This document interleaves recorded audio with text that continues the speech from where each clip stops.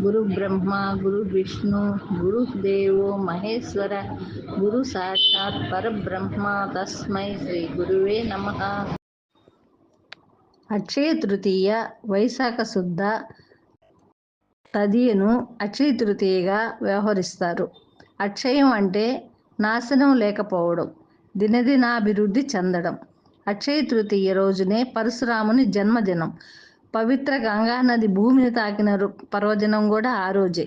సూర్య భగవానుడు వనవాసంలో ఉన్న పాండవులకు అక్షయ పాత్రను ఇచ్చిన రోజు కూడా ఈ రోజే.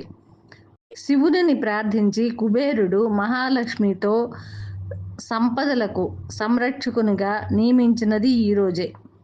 అన్నపూర్ణాదేవి తన అవతారాన్ని పొందినది ఈ రోజే. వ్యాస మహర్షి మహాభారతాన్ని వినాయకుని సహాయంతో రాయడం మొదలుపెట్టింది ఈ రోజే.